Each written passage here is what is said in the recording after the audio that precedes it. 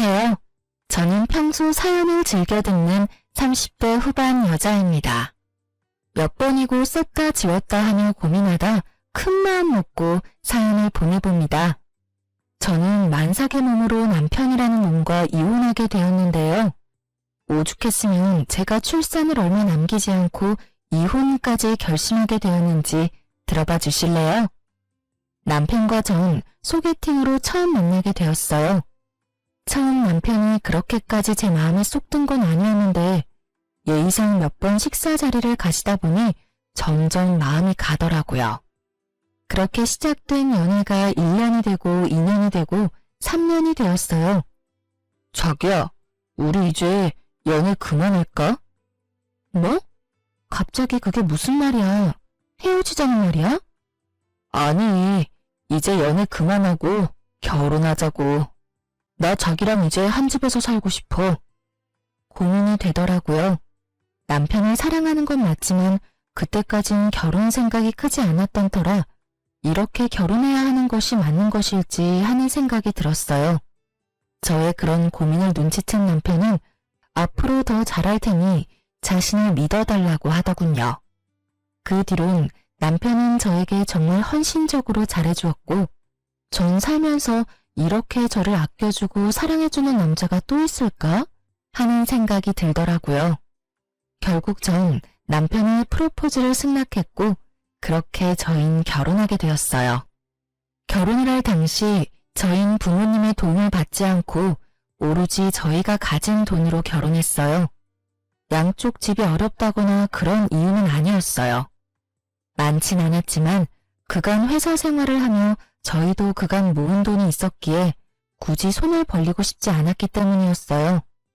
시댁은 어머님 혼자 계셨는데 아버님은 일찍 돌아가시고 어머님이 혼자 남편과 남편보다 3살 어린 시누이를 키웠다고 하더라고요. 그 어려운 상황에서도 아들, 딸 모자람 없이 넉넉한 환경에서 키워주셨다는 말을 듣는데 어머님 참 대단하시다는 생각과 함께 존경심마저 들었어요. 저희 부모님도 저와 생각이 같으셨는데 결혼 반대는커녕 시댁에 잘하라는 말씀과 함께 저의 결혼을 응원해 주셨어요. 그렇게 결혼을 하게 된 저흰 여느 부부와 다름이 없는 평범한 부부였어요. 때론 다투기도 하고 다투고 나면 서로 자존심에 말도 하지 않기도 하고 그러다 또 언제 그랬냐는 듯이 풀려 함께 시간을 보냈죠. 남편과 전 장난치는 걸 좋아해서 싸움의 끝은 꼭 가벼운 장난을 치며 화해하곤 했어요. 저희는 그렇게 평범하게 살아가고 있었어요. 적당한 시기에 임신도 했고요. 다만 유산기가 보인다며 제가 갑자기 휴직하게 된 것이 사건이라면 사건이 될 수도 있을 만큼 평범하고 평화로웠죠. 지금 생각해보니 그 짧은 순간이 결혼 생활 중 가장 행복한 순간이었네요. 존경스러운 어머님도 저와 장단이 잘 맞는 남편도 내면은 어떤 모습을 감추고 있는지 전혀 예상조차도 하지 못했으니까요. 그렇게 행복하던 어느 날 남편이 심각한 얼굴로 집으로 들어오더라고요. 대개 남편이 심각한 얼굴이면 돈 문제, 일 문제밖에 없더라는 이야기를 들었던 터라 전 의아했어요. 남편은 진급을 앞두고 있을 정도로 회사 일은 평탄했고 생활에 드는 돈도 마찬가지였었어요. 저의 휴직으로 인해 외벌이가 되긴 했지만 그것 때문에 남편이 부담을 느끼거나 그런 일은 없었어요. 월급과 비교를 한다면 적긴 하지만 이럴 때를 대비해 모아뒀던 돈이 있었던 터라 여유 있는 생활이 가능했기에 남편의 심각한 얼굴이 더욱 의아하더군요. 전 아무리 생각해도 다른 이유가 떠오르지 않았고 답답한 마음에 먼저 남편에게 물었어요. 여보, 무슨 일 있어? 표정이 너무 안 좋아. 그게 집에 일이 좀 생겼어. 정확히는 희정이가 사고를 쳤어. 아, 정말 미칠 것 같아. 아가씨가? 왜? 무슨 일인데? 주식을 하다가 일을 냈다네. 그냥 주식에 투자해서 까먹은 거면 그나마 다행인데 신용까지 써서 했는데 그 종목이 완전히 하락했나 봐. 그래서 강제 청산을 한 걸 당했다고 하더라고. 그거 갚으려고 대출 내고 또 본전 생각나서 대출 내고 그렇게 해서 결국 다 잃었다나 봐. 빚만 남았다는데 그 금액이 꽤 크더라고.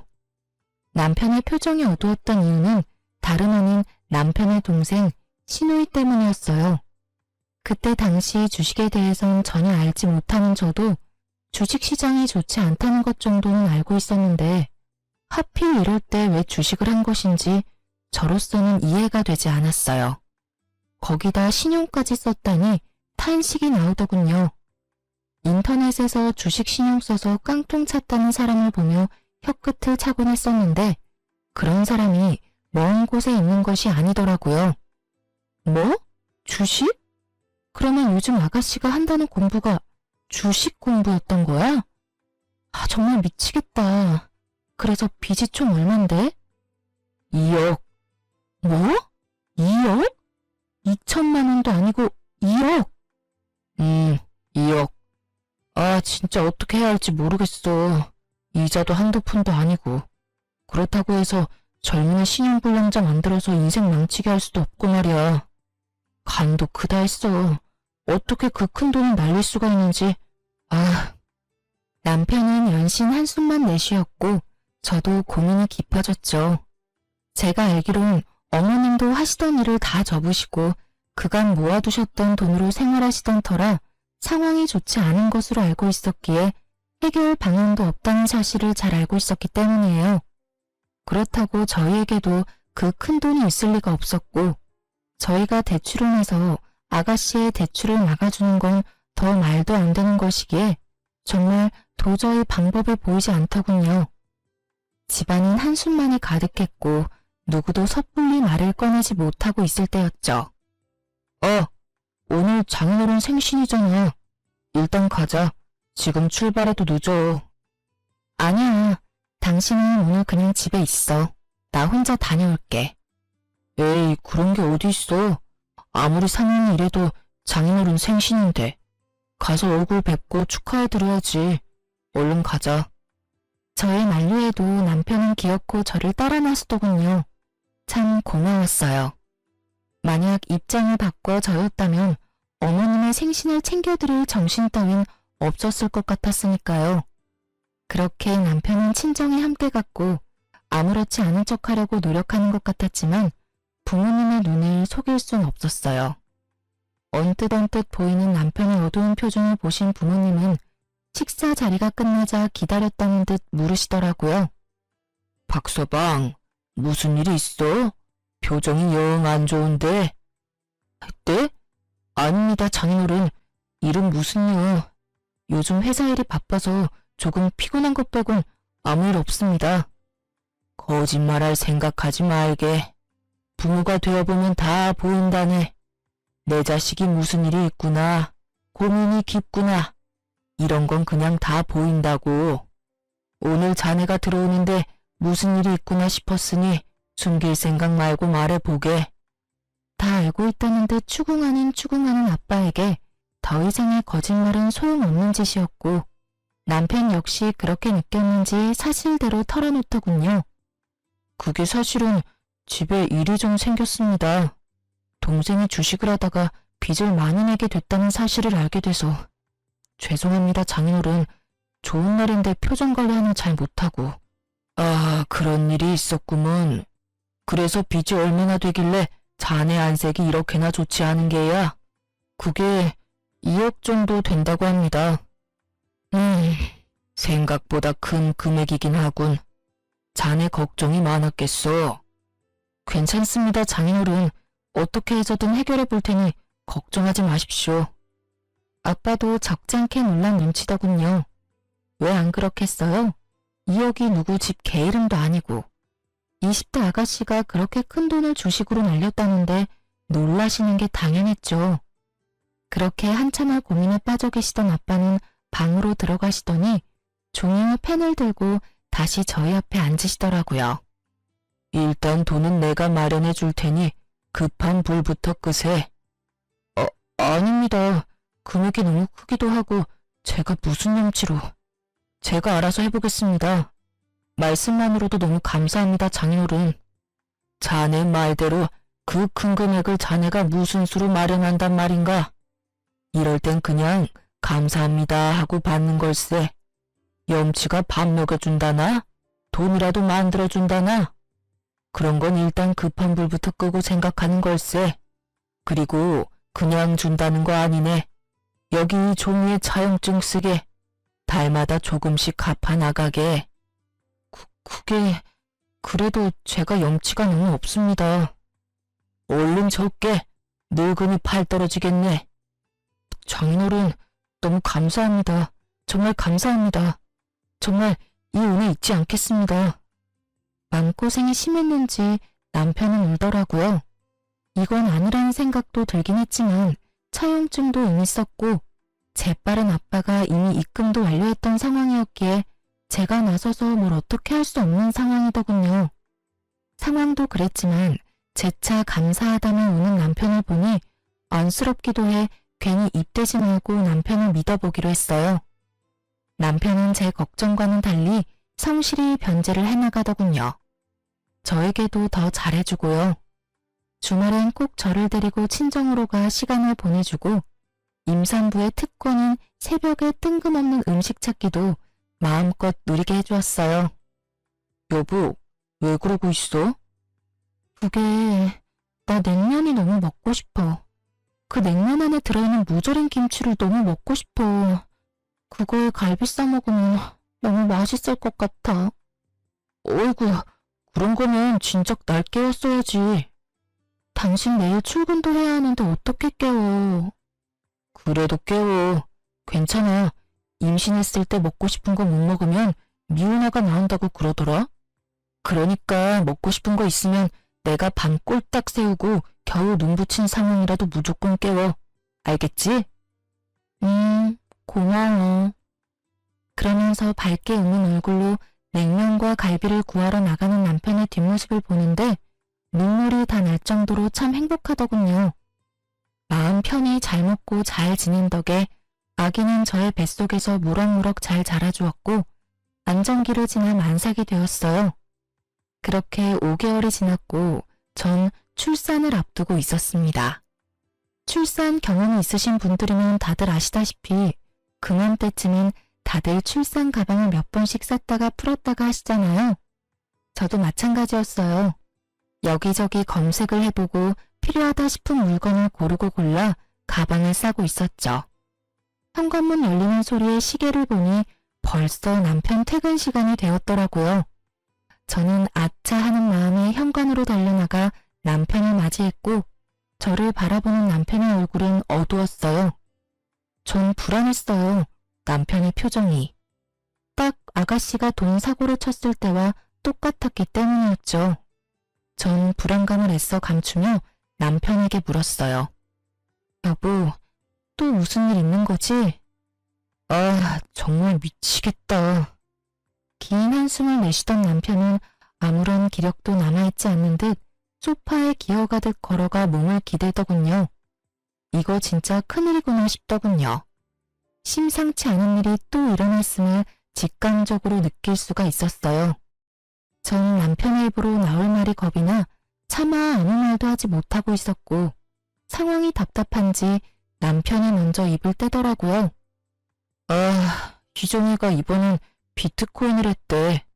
주식도 중독성이 강하다고 하더니 결국 또 사고를 쳤어. 애초에 그 2억을 해주면 안 되는 거였나 봐. 한번 갚아줬더니 애가 그래도 된다고 생각하는 걸까? 아님 돈이 돈 같지 않게 느껴지는 걸까? 아, 내 핏줄이지만 이해가 안 된다 정말. 기가 막히더군요. 그 큰 돈을 해결해준 지 1년도 되지 않았는데 또 똑같은 짓으로 빚을 졌다니. 염치가 없어도 어쩜 그렇게도 없을 수가 없는지. 그래도 남편의 가족이니 남편 앞에선 심한 욕도 하지 못하고 답답해서 미칠 지경이더라고요. 전 끓어오르는 화를 겨우 누른 채 물었어요. 그래서 이번엔 또 얼만데? 또 억 단위야? 아니, 다행이라고 하기도 뭐하지만 억 단위는 아니더라고. 그게 5천만 원 정도 된다고 하더라. 5천만 원이나 돼? 엄마는 그냥 나가 죽으라 그러고 희정이는 한 번만 더 살려달라고 2번 다신 그런 일 없을 거라고 그러는데 내가 진짜 미치겠더라니까. 아무것도 못하게 손을 묶어놓을 수도 없는 노릇이고 어떻게 해야 할지 모르겠어. 내가 진짜 이런 말까지 하고 싶지 않았는데 아가씨 진짜 해도 너무한다. 어머님도 그렇고 당신도 그렇고 힘든 거 뻔히 알면서 왜 그러신데 도대체? 그러게, 그래서 말인데 나 한동안 장인어른한테 드리는 돈 못 드릴 것 같은데 어쩌지? 우리 아빠 돈은 왜? 설마 아니지? 당신 또 아가씨한테 돈 해줄 거 아니지? 저의 다급한 물음에 남편은 고개를 떨구며 다 기어들어가는 목소리로 답하더군요. 그러면 어쩌겠어. 신불자 되지 말라고 2억은 갚아주고 5천 못 갚아줘서 신불자 만들 순 없잖아. 일단 일부분 먼저 갚아주고 나머지는 달마다 되는 대로 해결해주려고. 이쯤 되니 도저히 참을 수가 없더라고요. 동생이 진 빚 때문에 처가의 돈을 빌려놓고선 또 동생이 진 빚 때문에 처가 돈을 한동안 못 갚겠다니요. 이 무슨 말도 안 되는 상황인가요? 그리고 오빠가 무슨 동네 호구도 아니고 동생이 사고 칠 때마다 도와주면 저와 아기는 어떻게 하나요? 전 입에 개거품을 물 기세로 남편에게 따져 물었어요. 당신 진짜 미쳤어? 우리도 이제 곧 새 가족이 생기는데 아가씨 도와줄 돈이 어디 있어. 그리고 아가씨 도와준다고 아빠한테 빌린 돈을 안 갚는다는 게 말이 돼?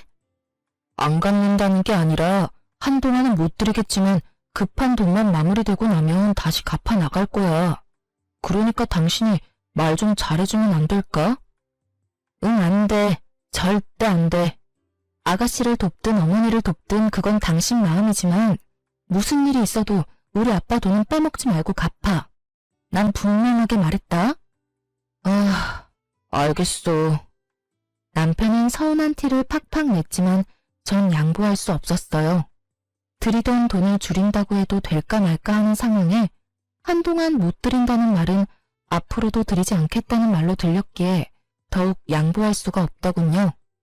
이때 이혼을 했었더라면 그 더러운 꼴은 보지 않아도 됐을 텐데. 이때까지 저는 남편을 사랑했고 다른 문제도 아닌 아가씨 돈 문제 때문에 이혼할 생각은 없었기에 이 고비만 잘 넘기면 다시 평화가 찾아올 거라 믿어 의심치 않았어요. 하지만 제가 바라고 기대하던 그 평화는 찾아오지 않았어요. 다른 방법을 찾아보겠다고 한 남편은 결국 방법을 찾지 못했는지 아빠에게 돈을 드리지 않았더군요. 이 사실을 알게 된 과정도 참 기가 막혔어요. 저는 아무래도 남편에게 너무 냉정하게 말을 한 것 같아 제가 가지고 있던 돈이라도 좀 보태주려고 돈을 보내드렸냐고 물었어요. 여보, 오늘 그날이잖아. 아빠한테 입금해줬어? 당연하지. 겨우겨우 맞춰서 입금해드렸어. 걱정하지 마. 그래? 알겠어. 아가씨 일은 어떻게 할지 같이 잘 생각해보자. 알겠어. 남편이 적잖게 당황하는 모습과 대화를 피하는 모습이 수상하더라고요. 그래서 전 남편이 출근하고 난 뒤 엄마에게 전화를 걸었고 엄마에게서 입금이 되지 않았다는 말을 듣게 되었던 것이었어요. 더는 남편과 해결할 문제가 아니라는 생각이 들었고 바로 시댁으로 찾아갔어요. 시댁은 주택이었는데 무슨 일인지 대문이 열려있길래 배를 누르지 않고 그냥 들어갔고 마당에서 현관으로 걸어가는데 현관도 열린 것인지 집안의 대화 소리가 들리더군요. 대화의 주인공은 어머님과 시누이였는데 두 사람은 싸우고 있는 듯 했어요. 언성은 높았고 그 높고 큰 목소리 덕분에 두 사람의 대화가 더욱 잘 들렸어요. 엄마, 그냥 엄마가 돈 좀 해줘. 나 진짜 다시는 돈 사고 안 친다니까. 진짜 앞으로는 절대 이런 일 없을 거야. 그러니까 나 한 번만 좀 살려줘. 이거사, 엄마가 돈이 어디 있어? 요즘 엄마도 일 다 접고 집에서 쉬는 거 알아 몰라? 없긴 왜 없어? 이 집 있잖아. 이게 진짜 미쳤나 봐. 달랑 하나 남은 집으로 네 빚이나 갚아달라는 말이야? 딱 5천만 원만 해주면 되잖아. 집 담보 대출 받아서 좀 해결해줘. 너 진짜 미쳤어? 엄마는 딸보다 이딴 집이 더 중요해? 나 진짜 이러다 신용불량자 된다고. 하나뿐인 딸이 신용불량자 되면 엄마는 좋을 것 같아? 상견례 때부터 철이 없다 싶더니 신우이의 뻔뻔한 말을 듣고 있자니 저 미친 딸을 살려둔 어머님이 대단하다는 생각마저 들더군요. 아무래도 오늘은 날이 아닌 것 같아 돌아서는 순간 어머님의 대답이 제 발길을 멈추게 했어요. 기다려봐 이거사. 네 오빠가 처가에서 또 돈 받아온다고 했으니까. 2억도 해줬는데 그깟 5천 못 해주겠어? 그 말을 어떻게 믿어? 그러다가 태연이가 알게 되면 어떡해. 이번엔 네 새언니 모르게 혼자 가서 받아온다고 했으니까 일단 기다려보자. 어찌됐든 이 집은 절대로 못 건드리니까 그런 줄 알아. 이건 엄마 노후 자금이라고. 만약에 또 빌려온다 쳐. 그 돈을 또 언제 다 갚아. 그냥 엄마가 좀 해주면 안 돼? 네가 갚을 것도 아니면서 뭘 그런 걱정까지 하니? 그리고 그 돈을 설마 다 받겠어? 그냥 성의 표시로 몇 달 갚다 보면 인제 그만 갚으라고 하겠지. 혹시라도 그런 말 없으면 처가 가서 힘든 척 좀 하라고 하면 돼. 이제 애도 나오겠다. 자기 딸 힘들어질 게 뻔한데 그 돈을 다 받겠어? 그러니까 넌 앞으로 다신 주식, 코인 이런 거 할 생각도 하지 마. 알겠어? 정말 가관이었습니다. 애초에 갚을 생각도 없었다는 것도 기가 막히는데 또 친정에 빌붙을 생각이었다니 대화를 들으면 들을수록 모녀 사이가 맞는구나 싶더군요. 뻔뻔하기가 어쩜 그렇게나 똑같은지 웃음이 다 나더라고요. 만삭배를 해서 두 사람과 싸우기가 그랬던 전 일단 집으로 돌아왔어요. 뱃속의 아기만 아니었다면 당장 그 집구석에 들어가 다 엎어놨겠지만 혹시나 하는 마음이 드니 행동이 신중해지더라고요. 남편도 어머님과 같은 생각인지 궁금했고 일단 상황을 지켜보기로 했죠. 집으로 돌아온 저는 다시 생각에 빠져들었고 다시 생각해도 기가 막히더군요. 어떤 뇌구조를 가지고 있으면 저런 해결책을 찾을 수가 있는 건지. 아니, 애초에 그것이 해결책이라고는 할 수 있는 건가요? 그건 그냥 떠넘기는 거 아닌가요? 그것도 사돈한테 말이죠. 심지어 어머님이 대출된다는 사실도 놀라웠어요. 처음 신우이가 돈 사고를 쳤을 당시 입만 떼면 요즘 힘들다고 하는 어머님을 보며 상황이 아주 좋지 않아 대출이 불가능하다고 생각했는데 애초에 어머님은 대출할 생각도 없었다는 사실을 알게 되자 더욱 그 뇌구조가 궁금하더군요. 지금 일어나는 모든 상황 자체가 상식적이지 않았고 이 상식적이지 않은 상황을 정리해야만 하겠더라고요. 일단 남편이 어디까지 알고 있는 것인지가 중요했어요. 정황상 남편도 어머님과 한통속인 듯 했지만 혹시 모르는 만일이라는 것도 있기에 확실히 남편의 의중을 확인했어야 했죠. 정확히 확인해야만 남편과 이혼할지 아니면 시댁과의 연만 끊을지 결정되는 문제이기에 신중해야 했습니다. 무엇보다 뱃속에 아기도 있으니 더욱 신중에 신중을 더해야 했어요. 제가 생각에 빠져있는 사이 남편은 퇴근하고 돌아왔고 전 남편에게 아무것도 모르는 척 물어봤어요. 여보, 내가 혹시 몰라서 엄마한테 물어봤는데 요즘 우리 친정도 힘들다네? 생활비도 모자라는 상황인가 봐. 그래서 하는 말인데 어머님 지금 사는 집도 작아잖아. 거기 담보대출 받는 건 어때? 그 정도 집이면 5천 정도는 그냥 나오지 않아? 제 말에 남편은 눈에 보이게 움찔하더군요. 그 모습만으로도 남편의 의중을 알기에 부족함이 없었고 그 뒤로 남편의 입에서 흘러나오는 말들은 더욱 저에게 확신을 심어주었습니다. 그게 그 집은 엄마 노후자금인데 건드리기가 좀 그렇잖아. 우리도 이제 아기 태어나고 나면 더 도와드리기 힘들 테고. 나중 생각하면 그 집은 건드리면 안 되겠다 싶더라고. 입을 확 찢어버리고 싶은 마음을 겨우 누르고선 남편에게 따지듯 되물었어요. 그게 말이 돼? 당신한테 빌려준 2억도 우리 아빠 엄마 노후자금이었어. 그 돈은 받아가서 갚지도 못하고 있는데 어머님 집은 노후자금이라서 안 된다? 그런 논리가 도대체 어디 있어? 심지어 아가씨 일이잖아. 우리 엄마 아빠는 자기 자식도 아닌 아가씨비 갚는다고 노후자금 다 내놓은 판국에 일이 또 이렇게 됐으면 당연히 어머님이 나서야 할 때 아니야? 아니, 늦어도 한참 늦으셨지. 사실 2억도 우리 부모님이 아니라 어머님이 해주셨어야 했어. 내 말이 틀려? 최대한 언성은 높이지 않으려고 노력했는데 말하다 보니 저도 모르게 점점 언성이 높아지더라고요.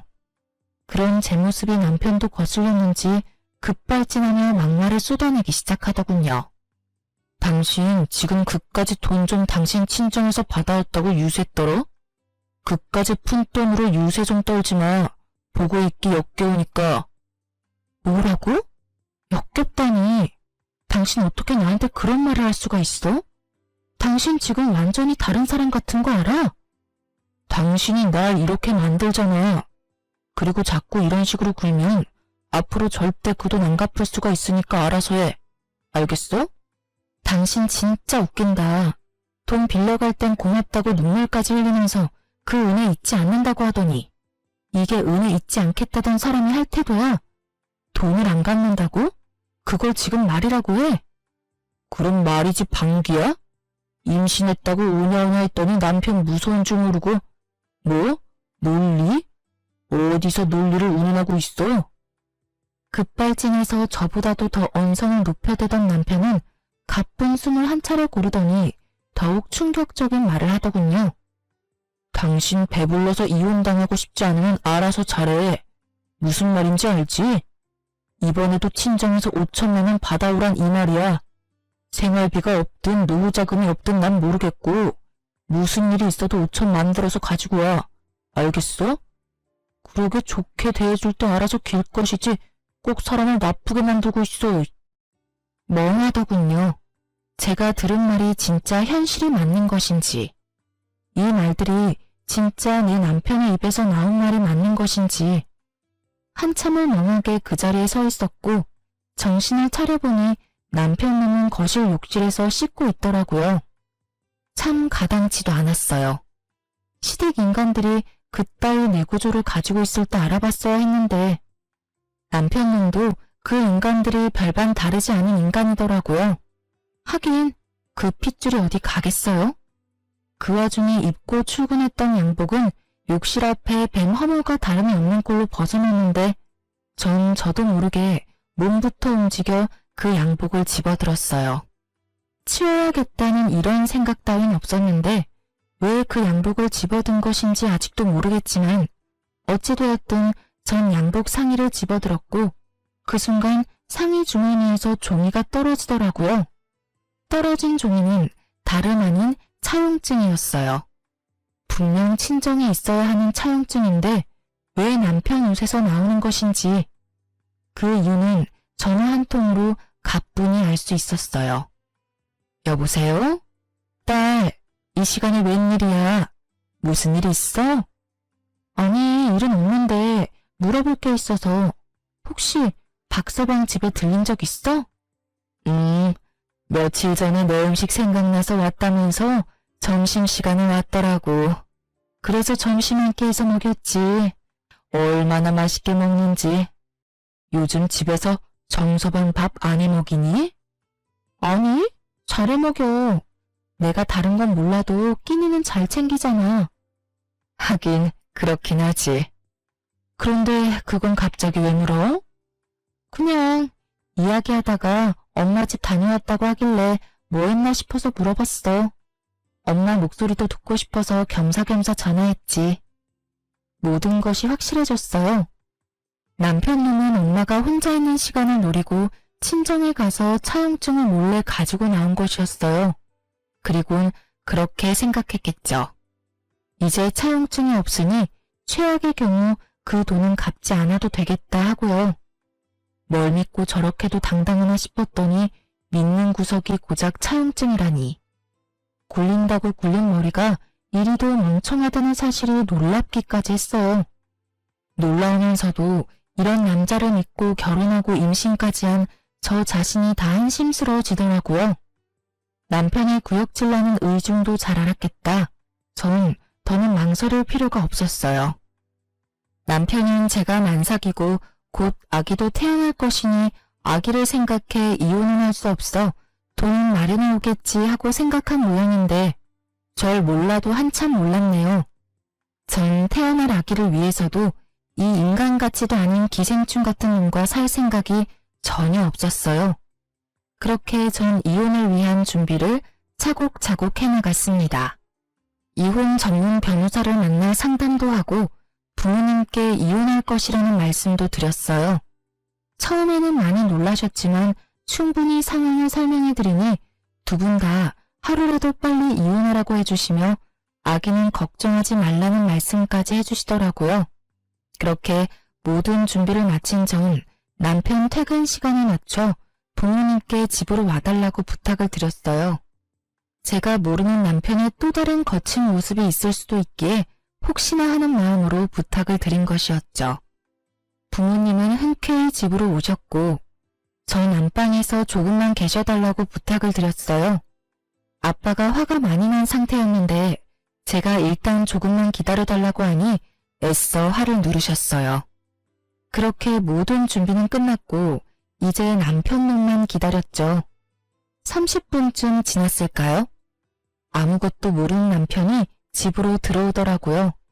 신발을 벗고 거실에 들어서는 남편 앞을 맞고 차용증을 내밀며 물었어요.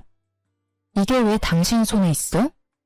또 무얼 가지고 시비질이 나는 듯 잔뜩 찌푸린 남편의 표정은 순식간에 아연 실색이 되더군요.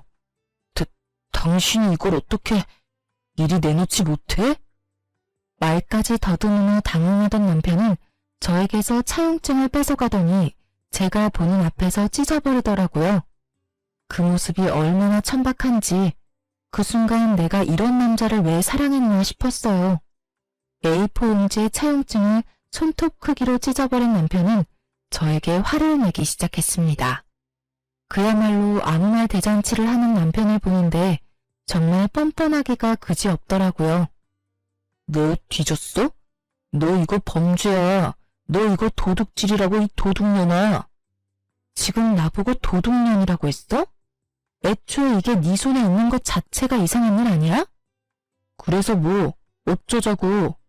네가 뭘 알았든 니까짓게 할 수 있는 거라도 있어? 할 수 있는 거? 있지. 할 수 있는 게 한두 가지가 아닌데 그중 제일 급한 게 이거인 것 같네. 우리 이혼하자. 저의 이혼 통보에 남편은 가소롭다는 듯 저를 보며 비웃더라고요. 그런 남편을 보며 저 역시 비웃어 주었어요. 웃어? 지금 네가 웃을 때야? 잘 생각해, 이 멍청한 여자야. 네가 지금 네가 어떤 상황인지 잘 모르는 것 같은데 너 조금 있으면 출산해. 곧 내 자식을 낳아야 한다고. 그럼 어떻게 해야 하겠어? 어떻게 하긴 너 같은 놈이랑 이혼하고 혼자 순산하면 되지. 아니지. 지금 나랑 이혼하면 너만 손해야. 알겠어? 너 애 혼자 키울 자신 있어? 난 미리 말하는데 우리 이혼하면 애 키울 생각 없어. 그러니까 꼴에 자존심 부린다고 후회할 짓 하지 말고 내가 저번에 말했듯이 친정 가서 돈이나 받아와. 깔끔하게 5천만 원만 받아오면 내가 다 용서하고 너랑 다시 살아줄게. 물론 애한테 잘할 거야. 아무렴 내 핏줄인데 잘해야지. 남편의 말을 듣고 있는데 이놈의 따귀를 때려줘야 하나 머리채를 잡아야 하나 정말 오만 생각이 다 들더군요. 뱃속의 아기도 잊은 채 저놈을 어떻게 뜯어내야 제 분이 풀릴까 하는 고민에 빠진 그때 제가 준비한 무대에 또 다른 주인공이 집으로 들어오더라고요. 그건 바로 어머님이었어요. 사연에 나오는 대부분의 신호가 그러하듯 어머님 역시 벨 따윈 누르지 않고 당당히 비밀번호를 누르고 들어오시더군요.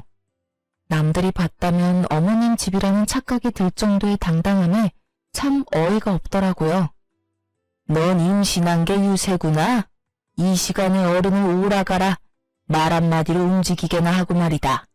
그래, 네 말대로 네 남편 퇴근 시간 맞춰서 내가 왔다. 무슨 할 말식이나 있어서 이 시간에 오라고 한 게야? 어머님은 어른인 자신을 저희 집으로 오라고 한 것에 불만이 큰 듯 저를 매섭게 쏘아보며 말하더군요. 전 그런 어머님의 눈을 피하지 않고 대답해 드렸어요. 저 이 사람이랑 이혼하려고요. 이혼? 너 어디 아프니? 갑자기 무슨 이혼을 한단 말이야? 내가 아는 그 이혼 맞니? 네, 그 이혼 맞아요. 사실 제가 며칠 전에 어머님 댁에 갔다가 들어선 안 될 이야기를 좀 들었거든요. 너 이제 하다 몰래 남의 대화도 엿듣니? 정말 수준하고는. 그래, 말 나왔으니 드러나 보자. 무슨 이야기를 들었길래 이 밤중에 사람을 오라가라 했는지 말이나 해보려무나. 아, 그게요. 어머님이랑 아가씨가 나누는 대화였는데 제가 수준 낮게 굳이 엿듣지 않아도 어찌나 크게도 이야기하시는지 마당에서도 다 들리던데요. 그 동무서인 줄 모르는 아가씨는 어머님께 집 담보대출을 해서라도 돈 내놓으라고 난리였고, 어머님은 집은 절대 못 건드린다며 저희 친정에서 네 오빠가 돈 받아올 테니 기다리라고 하시더라고요. 제가 그 이야기를 듣는데 기가 막혀서 한참을 웃었지 뭐예요. 제가 여기 이 자리에서 분명하게 정리해 드릴 테니 잘 들으세요. 너도 잘 듣고. 전 절대 저희 친정에서 5천만 원은커녕 10원도 더 받아올 생각도 없을 뿐더러 앞전에 빌려드린 2억도 이런 한 푼 빼지 않고 다 받아낼 거예요. 아, 그리고 위자료까지 두둑하게 받아내고 이혼할 예정이니 미리 돈이나 준비해 두세요. 어머님 집 담보대출 지금 받으시면 되시겠네요. 제 말에 어머님은 목덜미를 잡고 어버버하고 있었고 악에 바친 남편님이 노발대발 화를 내며 소리를 지르더군요. 2억? 차용증도 없는 마당에 네가 무슨 수로 돈을 받아내겠다는 거야? 증거 있어? 내가 2억 빌렸다는 증거 있냐고. 이쯤 되니 정말 이 인간들은 제정신이 아닌 것 같더라고요. 그냥 염치가 없는 정도를 넘어 정신과 치료가 필요해 보이는 수준이었어요. 돈과 엮이면 전혀 다른 사람이 되는 사람들이 있다더니 제 가까운 곳에 그것도 지금까지는 가족인 사람이 그런 사람이었다니. 참 놀랍기도 하고 무섭기도 하더라고요. 거의 이성이 마비된 듯한 남편의 모습에 제가 흠칫하는 사이 모든 대화를 듣고 있던 아빠가 위험을 감지하셨는지 안방문을 거칠게 열고 나오셨어요. 아빠는 그 어느 때보다 화가 나 계셨고 아빠를 발견한 남편은 사색이 되어버리더군요. 그랬겠죠. 저희 아빠 직업 군인을 오래 하시다 사회로 나오셔서 건설 쪽에서도 오래 계셨거든요. 직급이 꽤 높았음에도 불구하고 현장을 워낙 좋아하셔서 현장에서 몸을 많이 쓰셨던 터라 몸이 아직 군인 시절 몸 그대로였어요. 거기에다 성격도 불같은 면이 있으신 걸 누구보다 남편도 잘 알고 있었으니 잘못 걸렸다 싶었을 거예요. 이러한 아빠의 성정을 모르는 어머님은 떨고 있는 남편 대신 목소리를 높이기 시작하더군요. 사돈도 계셨군요. 잘 됐네요. 사돈, 글쎄 이 꼴을 보세요. 배는 저만큼 불러서는 사돈 딸 하는 짓거리 좀 보시라고요. 이 시간에 어른을 오라가라 한 것도 기가 막히는데 돈 빌려준 유세도 모자라서 이혼까지 운운하네요.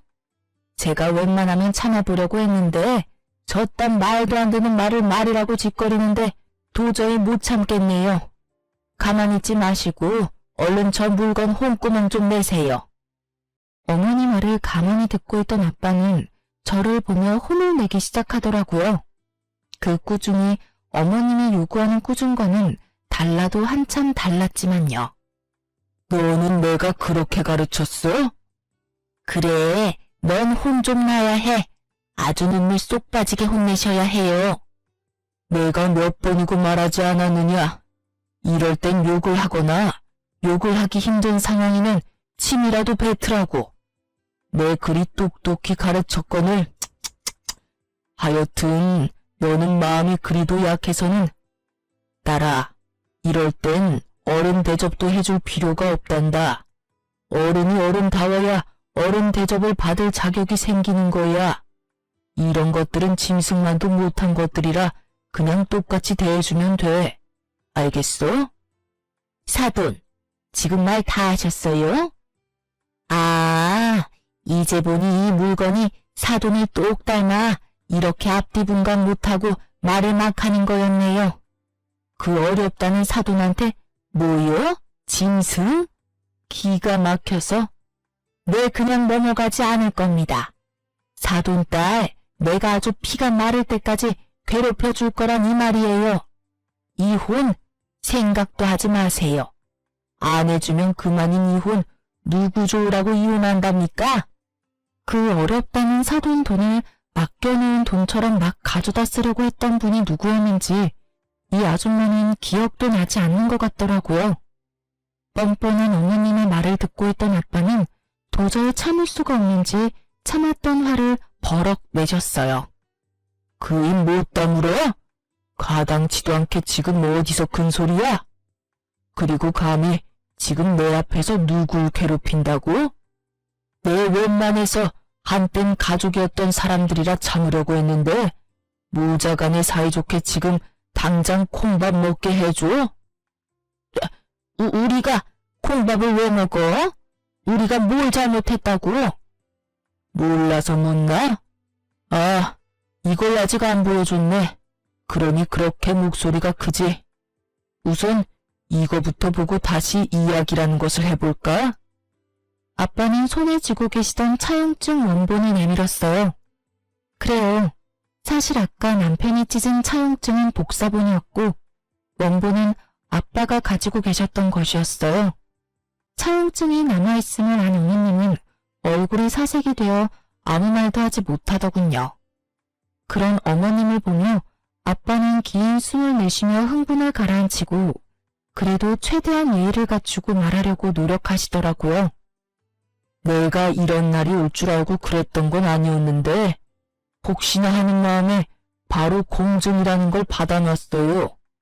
그리고 굳이 이 차용증이 아니더라도 입금 내역이 고스란히 남아있는데 어찌 그리 않지 앞도 모르고 그렇게 행동할 수 있는 것인지. 차용증을 자세히 읽어보긴 했는지 모르겠지만 사돈, 여기 이런 조항이 있습니다. 갑이 원할 시엔 이자까지 쳐서 무조건 일시불 상환을 한다. 전 일시불 상환을 원하고 기한은 넉넉하게 일주일 드리죠. 들어보니 집 담보대출 가능하다고 하던데 서류만 잘 갖추면 하루만 해도 대출은 가능하니 제법 여유로우실 겁니다. 아빠의 단호한 태도에 남편과 어머님은 그제서야 무릎까지 꿇고 싹싹 빌기 시작하더군요. 닭똥 같은 눈물까지 흘리면서요. 아이고, 사돈, 이러는 법이 어디 있습니까? 갑자기 그 큰 돈을 어디서 구한다는 말입니까? 네, 장인어른, 그렇게 큰 돈 저희 집에선 나올 구멍이 없습니다. 제가 오죽하면 처가에 손을 벌렸겠습니까? 제발 한 번만 용서해 주십시오. 담보대출 받으라고 방금 말하지 않았나? 내 알아보니 그 집 담보로 대출 받으면 돈 갚고도 충분히 남아서 위자료 줄 돈도 되더군. 그러니 무조건 일주일 내로 갚아. 사돈, 그 집은 제 하나 남은 재산입니다. 제 노후 자금이라고요. 그 집까지 손대면 제 노후는 어떻게 한답니까? 그러지 말고 한 번만 더 도와주세요. 이제부턴 다달이 빠지지 않고 이 녀석이 갚아나갈 겁니다. 뭐, 잘 갚을 수 있지? 맞습니다, 장인어른. 제가 돈이 급해서 정신이 잠시 나갔었나 봅니다. 이미 베풀어주신 은혜가 큰데 그걸 잊고 이딴 짓이나 하다니. 저 정말 많이 반성하고 있습니다. 딱 한 번만 더 기회를 주시면 안 되겠습니까? 전 마음이 풀리지 않으신다면 손주 생각해서 한 번만 더 기회를 주십시오. 듣고 있기도 힘들었던 저는 이때껏 이 모든 상황을 녹음하고 있던 휴대전화를 보여주며 말했어요. 지금 와서 이래봤자 아무 소용이 없어. 지금까지 모든 상황 녹음 다 해놨거든? 이 녹음 파일도 변호사분 드릴 거니까 그런 줄 알고 미리미리 위자료 준비해놔. 여보, 제발 이러지 마. 당신마저 이러면 난 어떻게 해. 뱃속의 아기 생각해서라도 한 번만 다시 생각해봐. 응? 내가 앞으로 정말 잘할게. 이런 일 있기 전까진 우리 정말 좋았잖아. 당신이 원하면 나 우리 집에 다신 상관 안 하고 남남처럼 살 수도 있어. 그러니까 한 번만 다시 생각해봐. 몇 번을 다시 생각해봐도 내 결심은 바뀌지 않으니까 그런 줄 알고 위자료 준비해놔. 애 걱정하지 말고. 그렇게 말한 전 부모님과 함께 친정으로 갔고 친정에서 이혼을 진행하게 되었어요. 부모님께는 그런 모습을 보여 죄송했지만 혼자였다면 꽤 많이 힘들었을 이혼 소송이 부모님 울타리 안에 있으니 그래도 견딜만 하더라고요. 남편이 끝까지 구질구질하게 시간을 끌었고 저의 비싼 변호사님 덕분에 생각했던 것보단 빨리 승소하게 되었어요. 그렇게 전 이혼을 하게 되었고 위자료도 생각했던 것보다 많이 받았어요. 물론 부모님의 피 같은 돈도 이자까지 쳐서 다 돌려받았고요. 제 위자료와 부모님의 돈은 결국 전 시모의 집을 처분해 주더라고요. 왜 굳이 처분을 했을까 하고 궁금했는데 동네 분들께 전해 들은 말론 그 사이 전 시누이가 또 사고를 쳤다고 하더군요. 대출로는 충당이 안 되는 금액이라 집을 처분했어야만 했고 전셋집은커녕 월세집으로 이사를 했다고 했어요. 그 말을 듣는데 월세집까지 털어먹어야 그 손가락이 멈추려나 하는 생각이 들더군요. 그것이 마지막으로 그 인간들의 소식은 들을 수가 없었어요. 굳이 듣고 싶지도 않았고요. 이혼하고 난 뒤 2주일 정도 지났을 때 전 출산을 했어요. 정말 하늘이 노랗게 변한다고 하더니 전 노랗다 못해 하늘 볼 정신도 없더라고요. 아, 정말 이러다 큰일 나겠구나 하는 순간 아기가 세상 밖으로 나왔고 전 딸아이를 품에 안게 되었습니다. 그때 처음 든 생각이 다른 것도 아닌 엄마도 이렇게 힘들었을까? 였어요. 말로만 듣던 출산을 직접 하고 나니 정말 엄마가 대단하다는 생각밖에 들진 않더군요. 그렇게 제가 철이 들게 만들어준 딸은 4.5kg로 아주 건강한 딸이었고 자연분만을 한 저 자신을 뿌듯하게까지 느끼게 해주는 우량아였어요. 출산을 무사히 마친 전 친정에서 부모님과 함께 지내며 육아를 하고 있어요. 그 건강하던 딸은 어느새 3살이 되었고 젖살이 빠진 지금도 여전히 우량하답니다. 제 새끼라서 그런 것이 아니라 얼마나 귀여운지 동네 어르신들의 사랑을 한몸에 받으며 자라고 있어요. 전 요즘 복직을 준비하고 있습니다. 딸이 조금 크기도 했고 언제까지나 부모님께 신세를 지고 있을 순 없는 노릇이니까요. 새로운 직장을 찾아보던 중 전에 일하던 회사에서 복직하는 것이 어떻겠냐는 제안을 해주셨고 전 감사한 마음으로 받아들였죠. 오랜만에 하는 출근, 설레기도 하고 걱정도 되지만 오랫동안 자리를 비웠음에도 불구하고 두 팔 벌려 환영해준 회사를 위해 이 한 몸 바쳐보려고요. 사실 자신 있게 이혼을 하긴 했지만 걱정이 없었던 것도 아니었어요. 출산도 앞둔 것도 걱정이었지만 혼자 아기를 키운다는 것이 쉬운 문제는 아니었으니까요. 하지만 저의 가장 큰 걱정이었던 딸아이는 다행스럽게도 아직까진 밝고 사랑스럽게 자라주고 있어요. 그런 딸아이를 보며 괜한 걱정이었다는 생각도 드는 요즘이에요. 물론 저렇게 사랑스러운 아이가 조금 더 자라서 사춘기가 된다면 상황이 또 어떻게 달라질진 모르겠지만요. 하지만 전 자신이 있어요. 그 힘든 이혼도 해냈는데 그까짓 거 잘 헤쳐나갈 자신 있습니다. 이로써 길었던 제 사연도 끝입니다. 저의 긴 사연 들어주셔서 감사합니다, 여러분.